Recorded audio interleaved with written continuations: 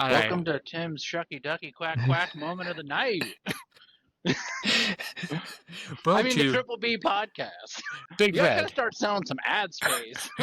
Big Red, the official gum of Triple The B Triple B. podcast. If you don't chew Big Red, then fuck you. Oh, God. Welcome to the show. Bourbon, belts, blockbusters. You are listening to the Triple B podcast.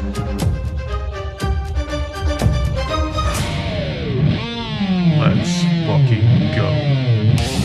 All right, dude, Justin, welcome back to the Triple B podcast. I'm so excited to have you back as a guest. Ryan had to go to Hawaii with his family, and I guess he's on his way back. So suck on that. That's what we're telling people anyway. That's It's not community service. That's what you think. And then Nathan is at drill, so he couldn't be on this. So I'm thankful that you answered the call and was able to do this. So I appreciate a battle than ever. Let's go. Let's go. Let's get right into it. I challenged you to come up with a cocktail. I came up with a cocktail. So you're the guest. I'm going to let you go first. What are you drinking on today? Oh, I know it's a weird color. I'm drinking some Knob Creek with a splash of Sprite Zero and a couple splashes of Huckleberry Simple Syrup. Dang. It's actually quite delicious. Oh, wow. It looks really good. What are you going to... Oh, go ahead. It's the first time I've had bourbon since the last time we recorded. Oh, wow. Because I had to get my gallbladder removed because Crohn's stuff, so I'm popping my bourbon cherry today.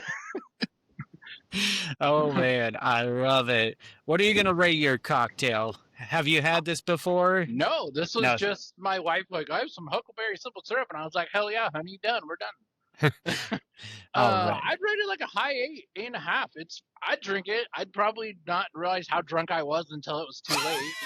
It's pretty good. The sign of a great cocktail then. Well, I got a colorful drink as well. And what I got is a Kentucky Mule. Oh.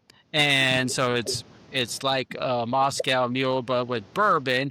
But instead of using ginger beer, I actually went with hibiscus ginger beer. So that's why it got that color in there. Interesting.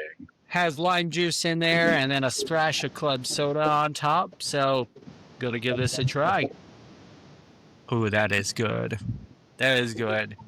I was worried about the hibiscus being, because it's like a florally thing, and so I was like, oh, it might be too much, but it gives it just enough twist on this. I love a good Moscow Mule or a Kentucky Mule, and so this is just perfect. I'm really enjoying that. This is something good that you can have on a hot summery day. And like you, it's going to be easy to go down. I might not realize. So I'm going to go with like a 9.5. Wow. High praise. It's really good. The ginger beer I used is from the Q brand, and it's the hibiscus ginger beer. So, highly recommend giving it a try. I also used Do Epic Shit bourbon. That was the bourbon I went with this time. It's a great bourbon. It's from the Brown family. Got an epic name, Do Epic Shit. So, just running it back with old bourbons while Ryan is away, and that's what I got for the cocktail. Sounds great to me. I've never had a hibiscus ginger beer. I'll have to try it. Give it a try. Well, that brings us over to Belts Discount Double Check. Rogers. Oh, those are the good old days. All right. Well, I am kicking it off with Monday Night Raw this week. That was my assignment, and so I'm going to go through. I wonder who assigned the assignment. Oh, what's it? The assignment assigns itself, dude. It just alternates weeks. So I had SmackDown last week. I get Raw this week. All right. Luck of the draw. Sorry, bud. Well, so going over to Monday Night Raw, I'm going to kick it off with the Demon is returning back to WrestleMania. It was officially announced that it's going to be Dean and Finn Balor versus Dominic Mysterio. Well, I love the Demon. I wish that it was a surprise or at least just teasing it. I think everyone expects it to happen, but I rather it be a surprise, like of that. Hey, it's coming at WrestleMania versus just flat out telling you. But I'm not gonna hate on it. I love the Demon Balor, and he's returning at WrestleMania. Yeah, no, I'm ready. I love the Demon. My cat's name is literally Finn. Like, I'm ready to rock and roll. If this leads to bigger and better things for Finn, then I'm all for it. Absolutely. I have high hopes for Finn post WrestleMania, so hopefully he gets that title around his waist sometime soon, because boy ain't getting any younger, is he? He is not. This match should be for the AAA Mega Championship. Just saying. Maybe they will. That'd be cool. There's still time. We got one more week until WrestleMania, so yeah. All right, my next talking point is Seth Rollins really sold me on his match with Gunther this past Monday with his promo talking about how it centers around the Vision still and how it centers around Paul Heyman. I was scratching my head at why this was going to be a last-minute match. I know people are out with injury, so they kind of have to pivot and everything. But Gunther, it just felt so random and felt like they weren't going to get a good story in there. But the two are going to have a great match. These are two of the best in the ring.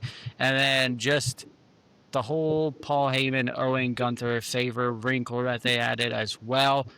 I'm sold on this match now. I think they did enough to just still, like I said, center around the Vision still so that there's story there, and Gunther is the next obstacle to go through to get to Paul Heyman. So that's what I got. What do you think?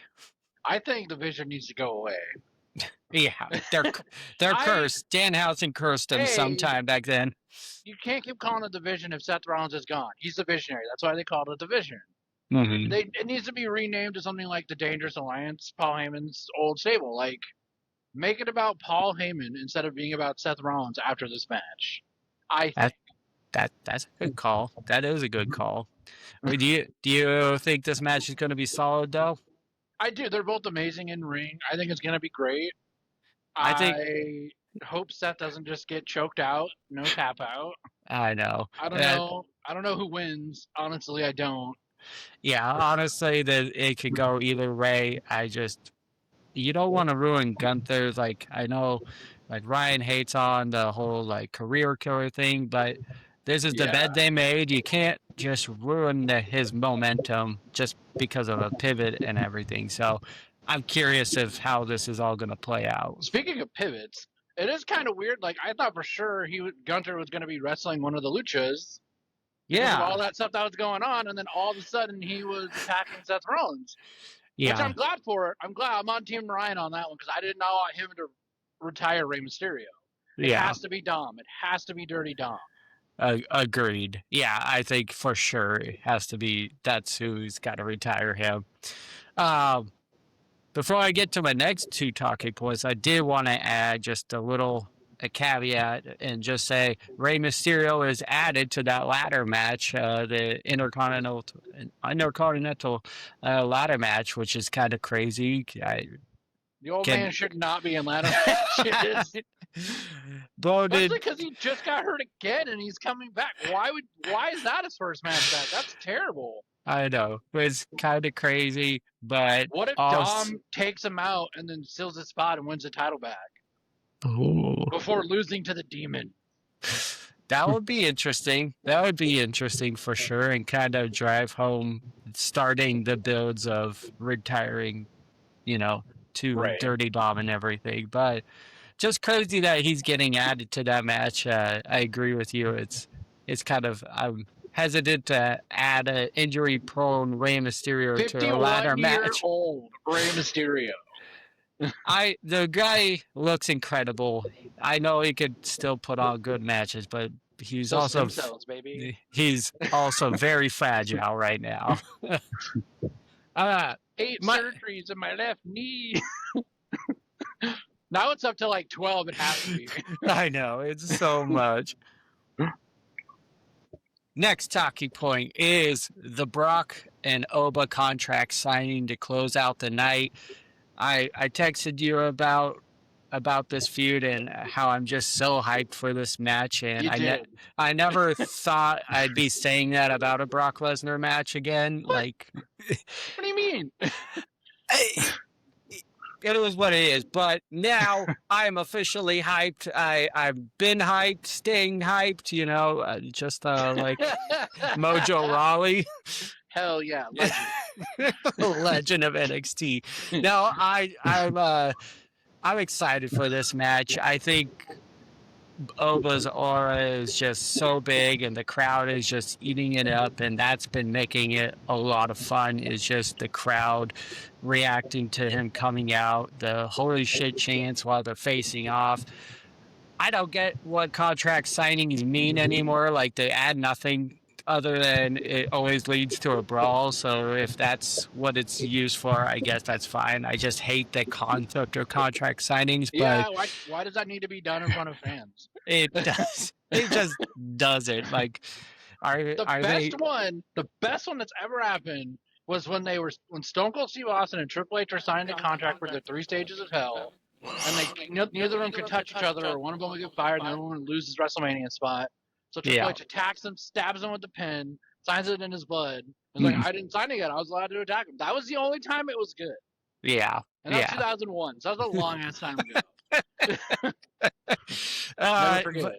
Never forget. People don't forget.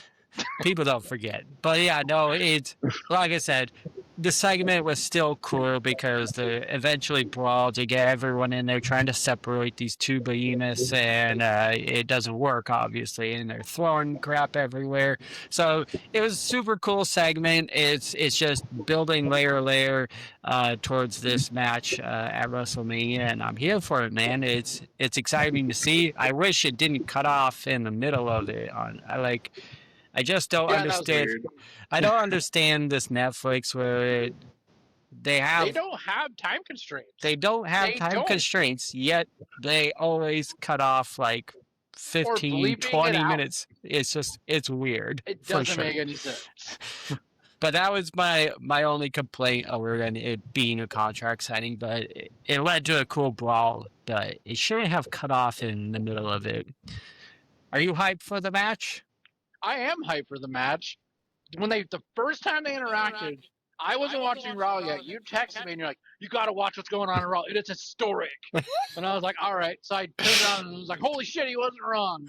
Oba just pop up powerbomb Brock, and Brock is selling like a machine. Oh my gosh. I'm ready. It's going to be such a good match. And then the other day you texted me and said, do you think it's going to be like Brock Lesnar versus Goldberg at WrestleMania 20? No. And I don't. No, obviously it's not going to be like it. I'm saying it's like the build up to that, where it's two big guys. The build up to Goldberg versus Brock was awesome. Was good.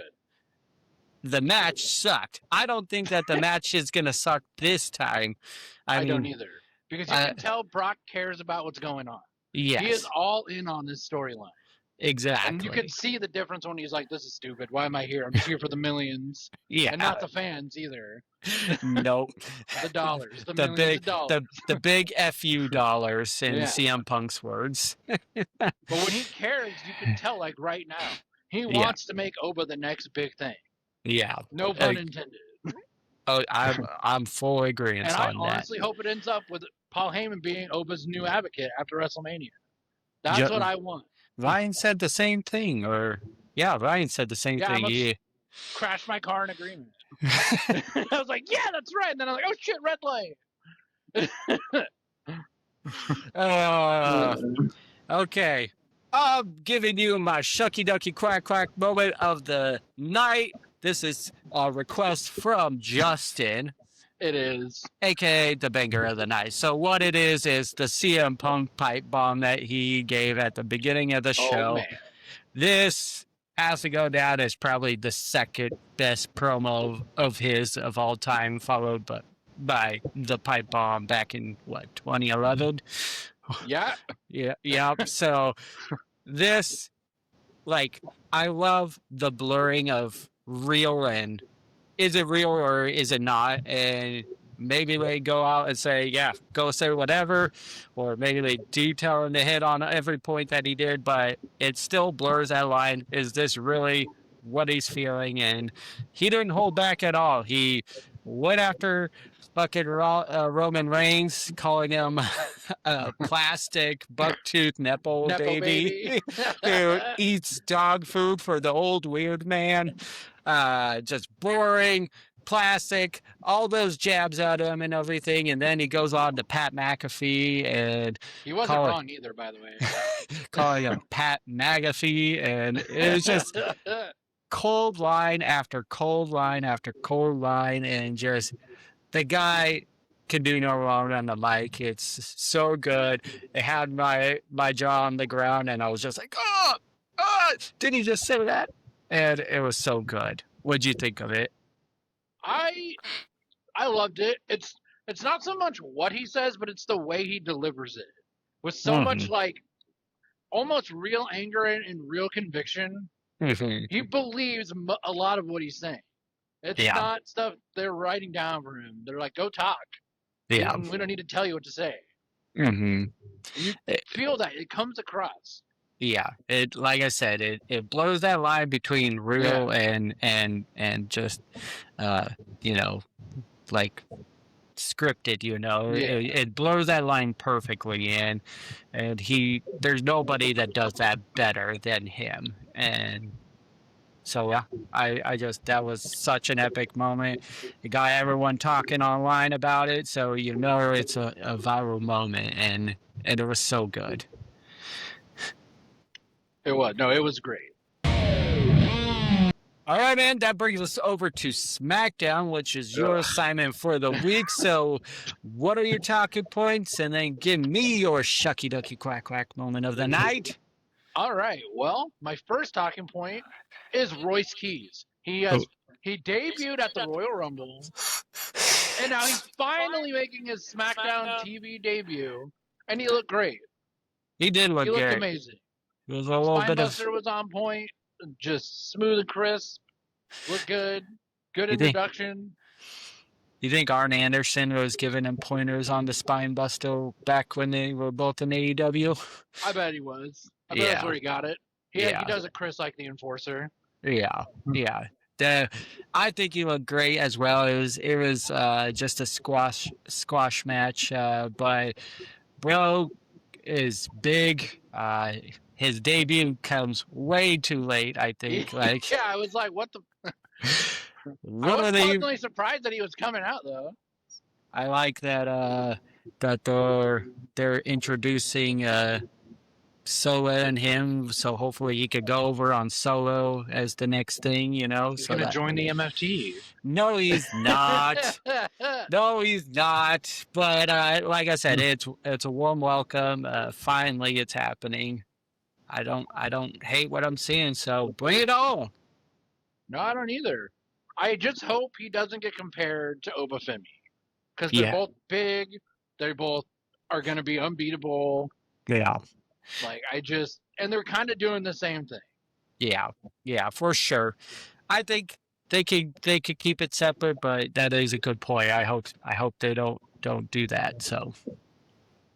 It's not my second talking point, but I do want to talk about it. Fuck Jelly Roll.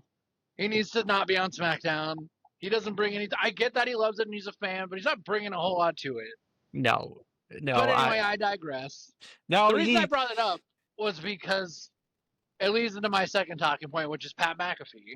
Mm-hmm. So before when he rolls up in the Ford Maverick, which was hilarious. Yeah. He what's his name? Nick Aldis says no one can touch Pat McAfee. It comes from a higher up. who's that person? Is that Triple H? Is that The Rock? Is that what's going to happen at WrestleMania? The Rock's going to help Randy Orton beat Cody because Cody wouldn't give him his soul? I don't know, but that kind of made me start thinking that. Yeah, definitely. Yeah. I mean, they've been teasing like a higher up, like with Adam Pearce, with Adam Pearce on the phone, when Paul Heyman was like, "Talk to this guy" and everything, and they didn't reveal. It's gonna be The Rock. I hope it's The Rock. Or heel Triple H CEO. That'd be dope too. That would be cool.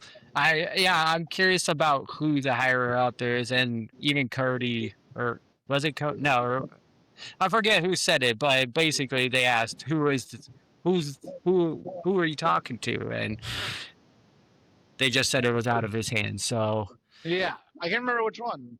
It was Jelly Roll or Cody, but I don't remember who. Yeah, Either way. That was such a funny segment. It was just like, we're all uncomfortable, but it really brought out the heel Pat McAfee with him just throwing him the Raptor keys and the Maverick keys, and then them just falling on the ground. Yeah, he puts them in his pocket, pats his pocket, and leaves. It was gold. Oh yeah, that was pretty good. Which leads me into my real talking point, which is Pat McAfee's promo. It was good. I think it was too long. Yeah. I like the heel part of, I got you 20% off your night one WrestleMania tickets. The real main event. Like, it was good. I loved it. But I think it went on a little bit too long. And I think Cody only coming out and saying like one thing and then leaving was stupid. Yeah. They're making Cody look so bad that when he retains the title, people are going to boo him out of the building. 100%. So they're going to blow the roof off Allegiant because they're going to be so mad that Superface Cody retains the title. That's why they're giving 25% off until Monday. Hell yeah, let's go. Triple B live on Hinge. God. Yeah, no, I liked the promo. I thought it was refreshing. I talked about it last week with Nathan. I still don't think Pat McAfee is needed with this feud.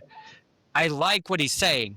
I just wish it was in another storyline, because Cody and Randy do not need the celebrity impact on this match at all.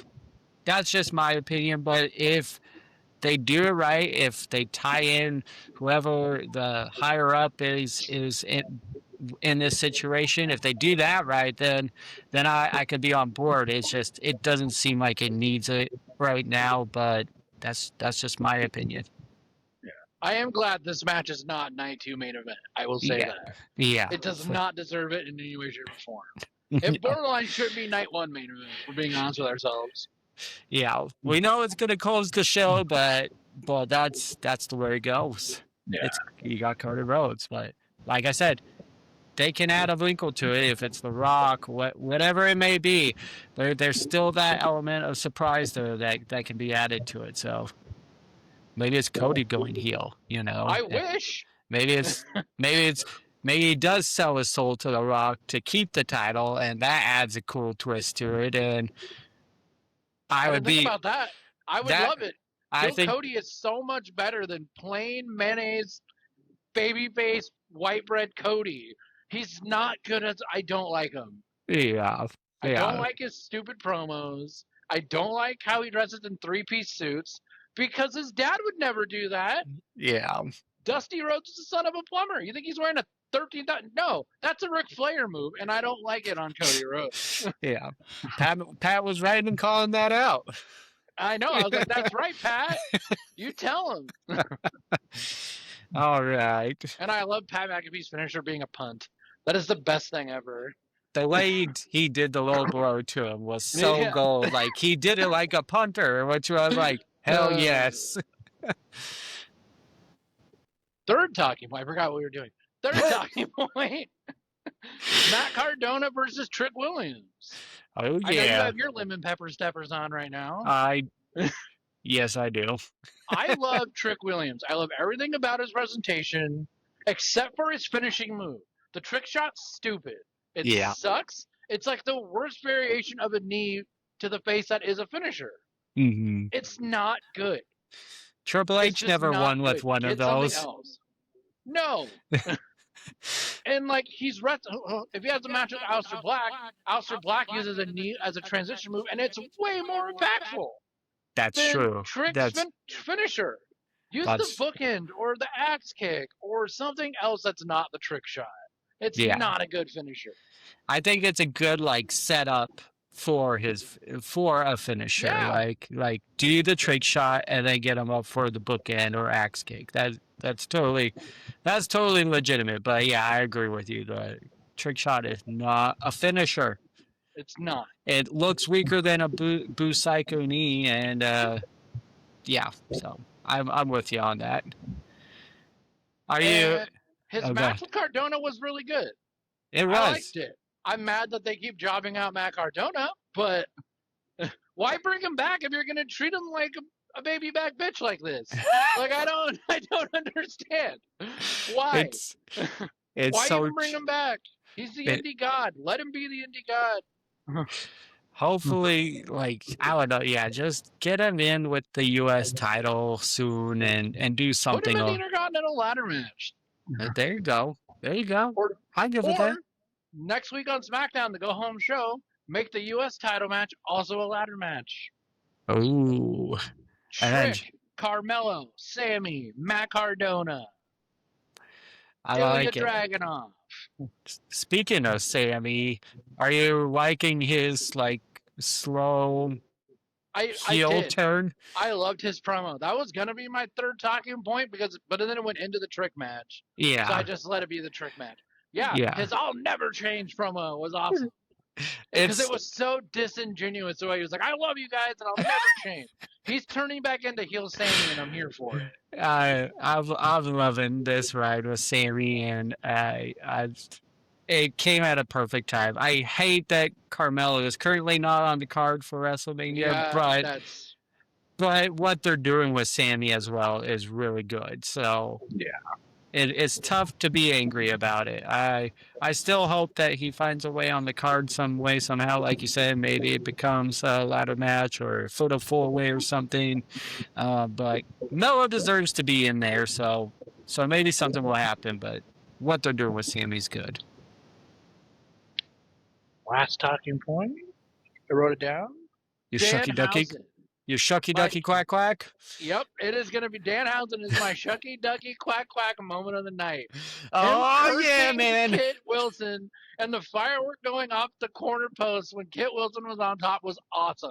That was so cool. And the way Michael Cole sells it and then how mad Wade Barrett gets about it is so good. You mean Joe Tess? Yeah, that's who it was. Yeah, but Joe Tess is all in on Danhausen, and I did not know his name. I won't lie.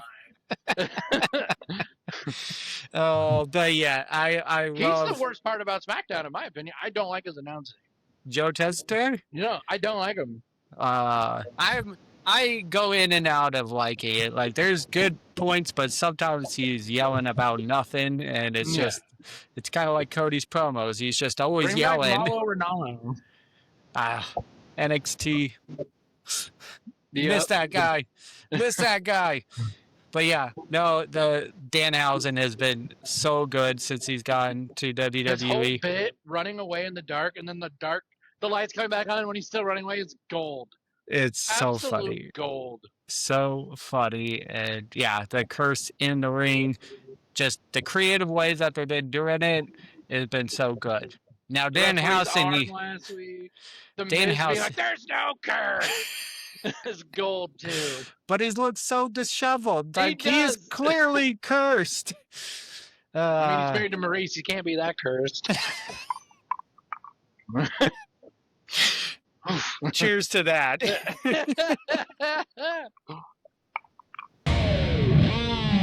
Well, that brings us to the belts question of the week. I pose this, and what it is what's a previous gimmick from a current wrestler that you would want to bring back? This was a hard one. This is a really, really hard one. I thought it was going to be like, I posed the question without anybody in mind, really, and then I started thinking about it. I was like, why do I have to add the current wrestler in there? And then I just kept on thinking about older wrestlers, and I was like, nope, I want a current wrestler that you're going to bring back a gimmick for. JD McDonough. I want him to go back to being a singles wrestler as the Irish Ace. Ooh, yeah. Irish That's what Ace. I want. Instead of being the bumbling idiot of the Judgment Day who just gets...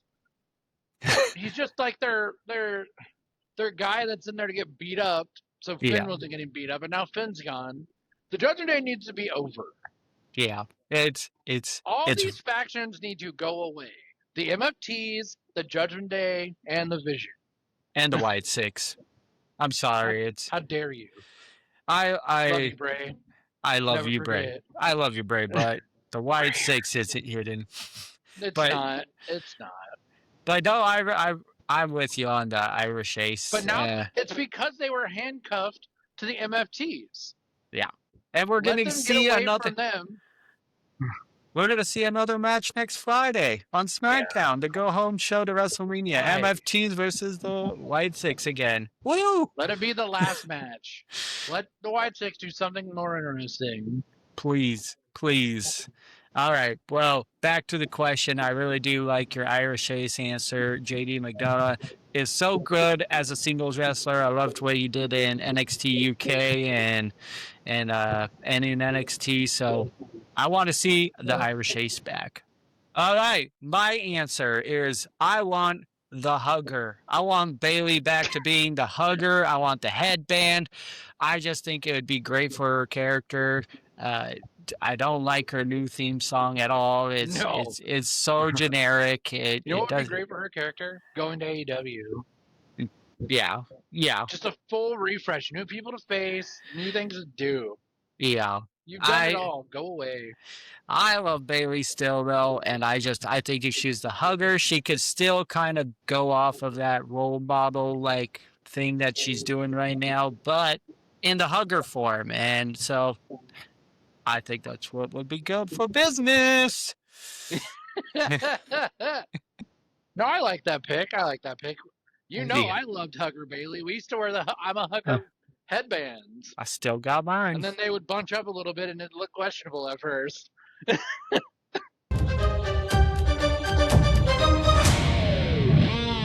Well, that brings us over to Blockbusters. Lights, camera, action. The snapshot. Well, we got the focus features this week, and I put The Punisher One Last Kill. It's going to be a special on Disney Plus, only 1 hour, but the synopsis goes like this. Watch the official trailer for Punisher One Last Kill, a Marvel Television special presentation distributed by Marvel and Disney. Explore a 1 hour look at the complicated killer anti-hero of the Punisher leading up to his appearance in Spider-Man Brand New Day. Cast as John Bernthal as the Punisher, along with others. The release date for this is on May 12th of this year, and again, that's going to be on Disney Plus. What'd you think of the trailer? Oh, I'm excited. I just finished season 1 of Daredevil, so it made me like, well, what's the Punisher doing now? So I'm ready to rock. I'm so excited. Yeah, I love his Punisher. And I texted you guys after you guys talked about it a couple weeks ago. He is the nephew of Kurt Angle. Yeah, which is I did not know that at all. So that's insane. But this trailer got me pumped. It looks gritty. It looks R-rated, which I'm here for. The Punisher is just one of my favorite characters in Marvel, and so I'm here for it. I liked everything that John Bernthal has brought to the table, and I'm even more excited about Brand New Day, which he's appearing in. So I want to see. Yeah, how does this correlate to that? Yeah, exactly. I don't know, but I'm here for it. Yep, exactly. That's really piqued my interest when it said it's leading up to that, and so I'll love to see it. That brings up your focus point. What is your focus movie here? It was Hunger Games. Sunrise. Games. That's right, Hunger Games, the movie about young Haymitch. That's right. Yeah. I'm excited. Yeah. It's about his Hunger Games. Yeah. I wish it was just Woody Harrelson and CGI to make him younger. That would have been hilarious. But it's not. I'll still see it though. Absolutely. No, I love the movies so far, and just getting Hamish's character, a younger version of that, is great to see. And I think it has a younger Effie. Okay, all right, yeah. And there's supposed to be appearances by Josh Hutcherson and Jennifer Lawrence in like flashbacks, which technically would be flash forwards. Yeah, flash forwards. Yeah. No, the trailer for this is so good. It's one of my favorite newer trailers that came out. Just how hyped I am for it. It looks so good. Ryan and Nick talked about this on episode previously, but I wasn't here for that one. So I'm excited you put it down so we could talk about it because it looks epic. Oh yeah. Hell yeah. What's in the news? What's in the news? We got a handful of things in the news. And first, I got the Neglected trailer. That's first up in the news. It has Josh Duhamel. It has Mr. Sprouse. And he's playing what appears to be a serial killer, which I never thought I would see is Mr. Sprouse as a serial killer. But I like the premise of this. Sweet life. I know. I like the premise of this because in the trailer, it's Josh Duhamel is apparently retiring and as a police officer, and then Cole Sprouse comes in and was like, "I need to report a murder," and he's the one that did the murder, and so it leads to him only wanting to talk to him, holding his kid for hostage, and I don't know what they're trying to solve, but it looks like it's going to be a nail biter. What do you think? Oh no, I'm here for it. I love a good whodunit mystery type thing. Yeah, I'm here for it. Yeah, man. And I loved him in Riverdale. Yeah, I secretly really liked the first season, and after that, it was kind of just like it fell off. But that was a huge decline. First season was great. It was, and then it just went way down. I'm gonna see it. Yeah, I think it looked good.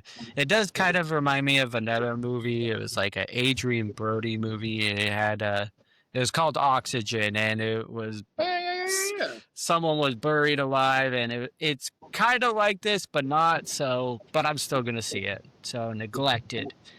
Next one up is Over Your Dead Body follow-up trailer. We get like the actual trailer to this movie with Jason Segel, Samara Weaving, Timothy Olyphant. This movie looks absolutely bonkers, looks so violent. I love everything Jason Segel and Samara Weaving, so I'm pretty much even more hyped on this movie than I was before. This one is going to be like a door one, go to theater for it. Oh, yeah. Anything Segel's in is always gold.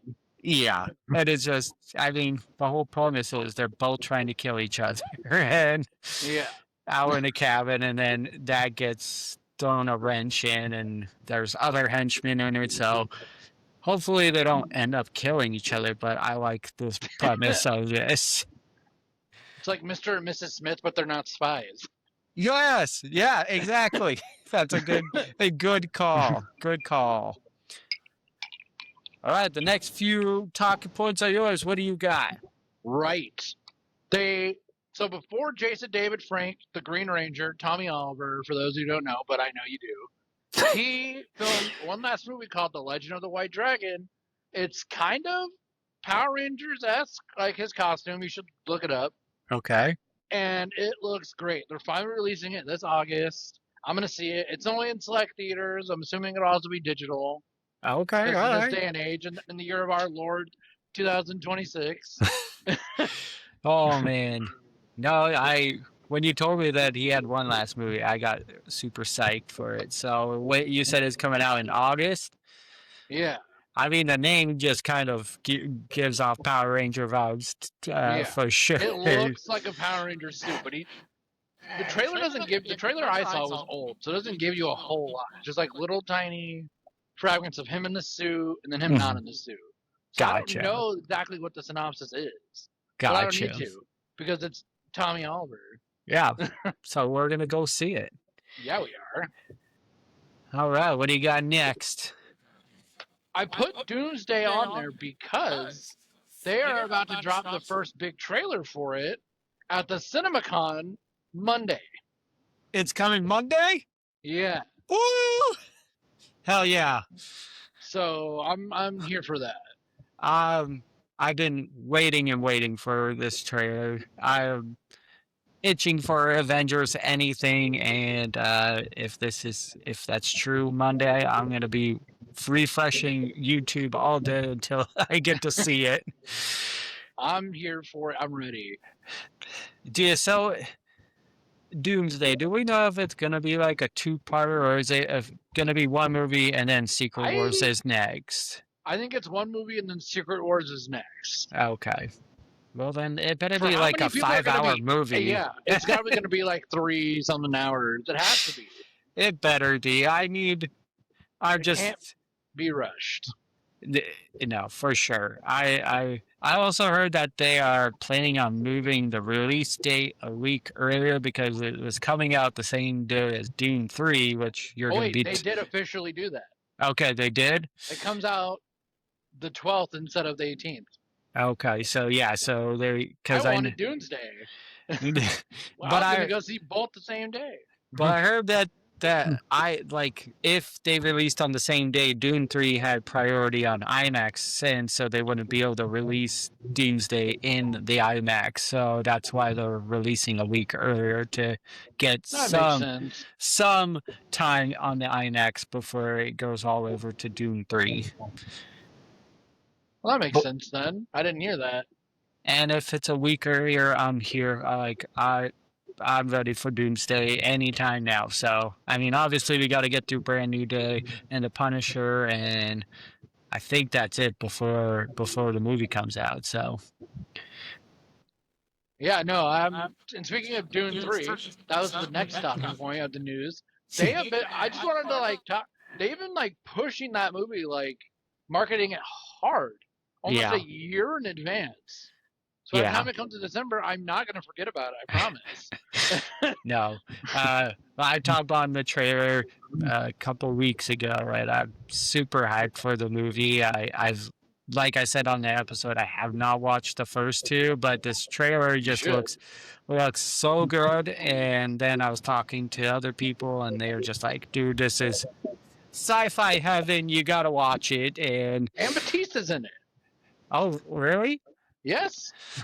Jason Momoa's in, or at least in this trailer that I saw, which is exciting, and it's a stacked cast for sure. Yeah. It looks great, but like I said, the trailer is incredible. It would sell me on this movie instantly, so I'm super pumped for that. We'll make the first two happen. They're on HBO. You got it. I saw them both in IMAX. They were amazing. Are you going to go see the third one in IMAX? Yes. You will be there. I went to the first two with my wife's brother, and the third one comes out on his birthday. So I was like, well, we know what we're doing for your birthday. We're going to go see Dune. I love it. All right, next two talking points are mine. I got The Invite. This is an A24 film with Seth Rogen, with Olivia Wilde, and Salma Hayek, and this movie looks bonkers as well.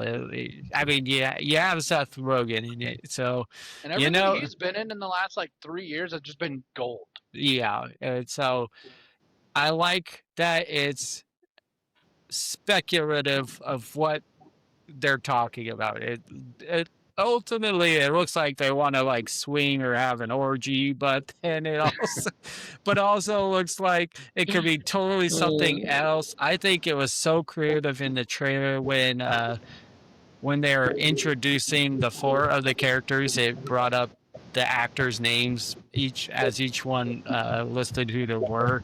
So I thought that was creative in the trailer, but it looks like a dark comedy. I love those, and it didn't give away anything in the trailer that I know of, and so I'm here for it. No, I'm here for it. Like I said, anything Seth Rogen has been in the last 3 years has been amazing. Yeah. It just has. Mm-hmm. The Studio, Platonic. Those are the only two I can think of right now. I need to finish Platonic. Cool. Yeah, Ryan Platonic. on this podcast brought that up, and I ended up watching it and binging it because it was so good. That and Studio, like the same weekend. Yeah. I watched all the Studio. I'm through the first season of Platonic, so I just need to finish this. Is there 3 now, or is it 2? 2. Okay, just 2. So just need to finish the second season now. And second point, A24 doesn't miss. They're like Carmelo. They don't miss. They don't miss. They are him.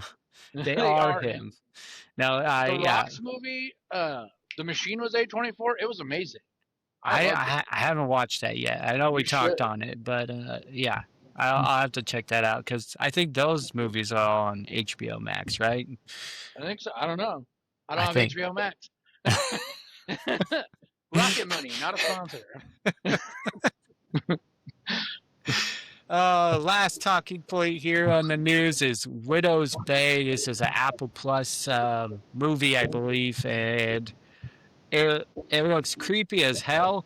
But then they add like the comedy there at the end of the trailer. Like, how does changing the vibe completely? Yeah, like the vibe, like it is like pirate, like it was like almost like a pirate's hymn is throughout the whole trailer. And then they ask, how do they kill you? And the guy was like, well, they sit on your face. and then I was just like, hello. No, I love everything Apple Plus has been putting out as well has been really good. And so 100% agree. So that just has me hyped in itself. Again, I'm here for any horror thing, and it definitely has those vibes, but I like the comedy twist at the end of it. So it got me wanting more. No, I'm here for it. Here for it. That brings us to our special segment of the week, which is Toasted or Trash. This is your second time doing it. Toasted and Trash. With me. So a reminder of what this segment is we assign each other a movie to watch, whether we watched it or not. Hopefully, if you haven't, you do watch both of the movies. In this case, I haven't seen both of them, so I did watch both of these movies this week. And then we go on to say what we felt about the movie, and then try to guess what each other thought about the movie, whether it was toasted or trash. And so, Justin, I assigned you the pizza movie, which we talked on this. Yes, you did. We talked on this recently. It was one of Ryan's talking points, and I didn't realize it was coming out so soon. But yeah, I didn't either. I was like, wow, it's on Disney Plus already. Damn, all right. Yeah. So this was, I guess, technically a Hulu release, but it's also on Disney Plus. So, pizza movie. What did you think? I thought it was hilarious and dumb and irreverent all at the same time. I loved it. I laughed so hard at so many different things, but I was laughing because it was so dumb it was funny. Yeah. Like the beginning, I can never get his name right. My wife always corrects me. Gaston? Gaston. Yeah, Gaston? Something like that. Nathan's not here doing his producing job. Tell me. Anyway, he's walking to the college campus, and at first you think, oh, everyone loves this guy. And then it just comes to a dead stop, and this dude's just like, eat shit. And then, like, the actual movie starts, and I was like, what? What a way to start. Okay, I'm into this. Yeah, for sure. And the drug they take and all the stages is really funny. Yeah. And his buddy in the movie is Adam Goldberg from the show The Goldbergs. I don't know his real name at all. Oh, yeah. Couldn't tell you. No. But they were both great. They played off each other well. Yeah. I liked it. I was like, wow, Tim, why'd you make me watch this? But it was good. All right. So the question is, did you think it was toasted or trash? And then what do you think I thought of it? I know you don't hate a lot of things. Like, it has to be real bad for you to be like, no, this is stupid. So I think you thought it was toasted. I'm not quite giving it toasted. It's like almost... Toasty? It's toasty. I like that. Yes, I would so it's toasty.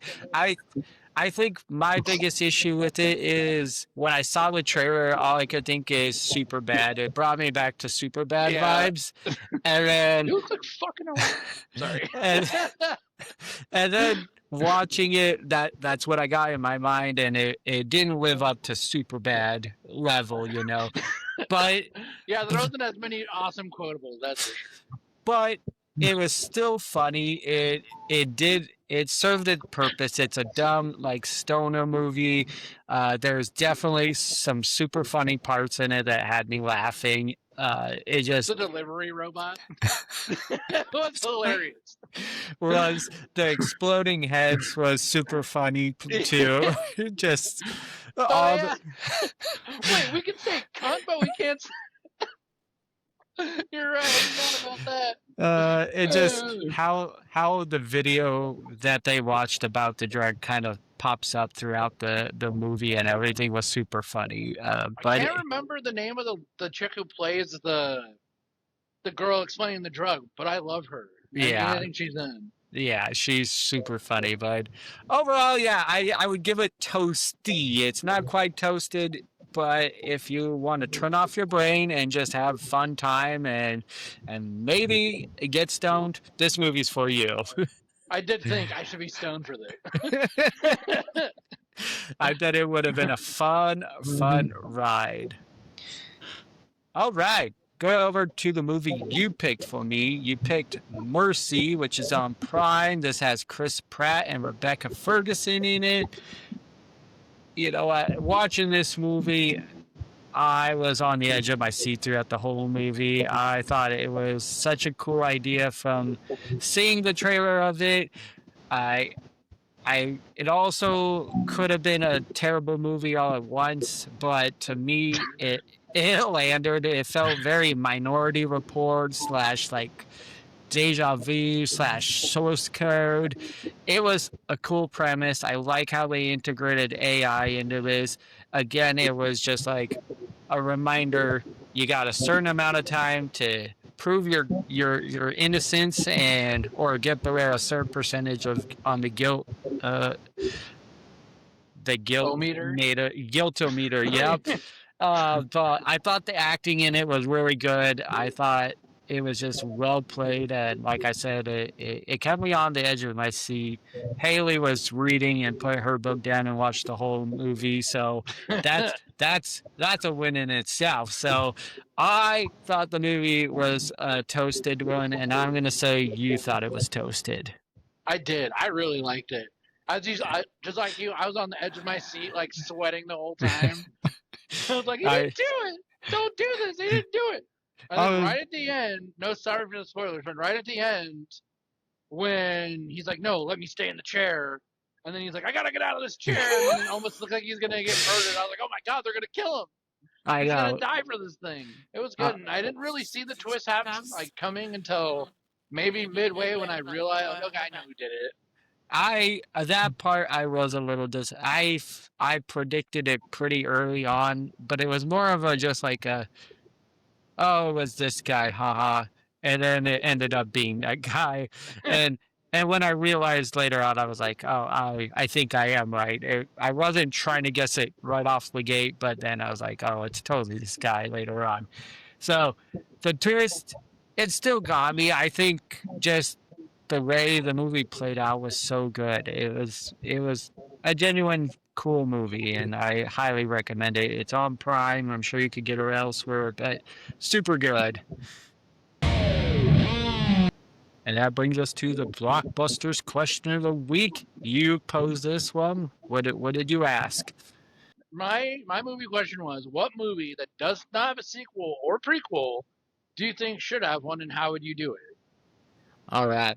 I didn't think of this right out the gate, but as I started looking through my movies, one movie kind of just stuck out to me, and I think it has the grounds of a sequel, and what that movie is Accepted.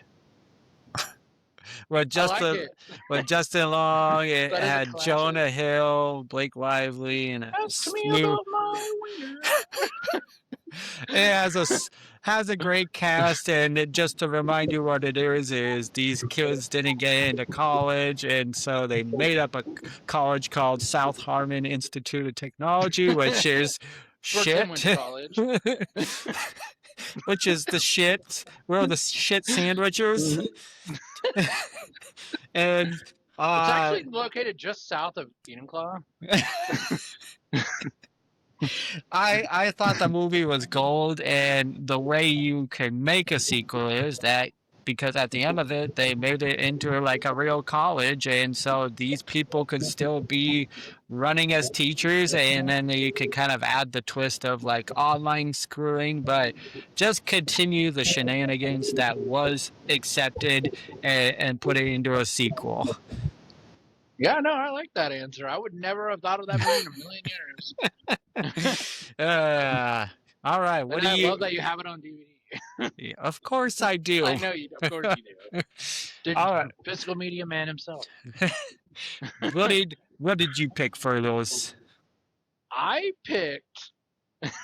Actually, when I asked this question, I did not have an answer. Okay. I asked it, and then I was like, I can't think of a single movie I want to have a sequel. And then my wife was like, well, what is your question? So I told her. And then she was like looking up movies and like, which ones don't have a sequel? And we got to talking, and she was like, why is Amazing Spider-Man 2 on this list? And I said, because it could have a sequel. Just because it is a sequel doesn't mean it can't have a sequel. That's true. And so we got into a big argument about that. The semantics of it. Yeah. But that's not my pick. Oh, okay. I was going to say, because it definitely should. Yeah. But my pick is Zack and Miri Make a Porno, because it's in, like, it could be the sequel could be Zack and Miri Make Another Porno. Like, it's in the title. Like, maybe since they get together in the first one at the end, like, oh no, we can't pay our bills again. I know how we can make money. Let's make Suck My Cockachino too. Or like the Star Wars sequels. I don't know.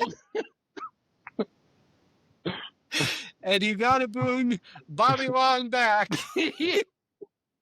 And also, that movie is probably Seth Rogen's #1 best movie of all time. I don't think it gets talked about enough. I know in our circle, me and you, it's literally every other text message is a quote from that movie, but it's such a good movie. I love that movie and everything about it. It's also my answer from your question to Nathan last week. That would be the movie I would want to have on a desert island with me if that's the only movie I could watch. No matter how many times I see it, I laugh so hard every time Justin Long is on the screen. That scene alone is just the best part of the movie, and it's one of my favorite scenes in the whole wide world. Are you granny panties? How can you tell? How can you tell? I'm the ass. Brandon Routh is gold. Just because your mom's in the closet too. No. That should have been Justin Long's Oscar. Honestly. Brandon St. Randy. And to this day, your name in my phone is Tim St. Randy. And I know my name in your phone is Justin Bobby. Yes, it is. Yes, it is. And it will never change. So, all right, my dude, that is episode 97. Again, thank you for being on the show again. Being a friend. That's what I thought you were going to say. And I will see you next weekend for WrestleMania. Cheers, dude. All right. Time to go watch AEW Dynasty. Cheers.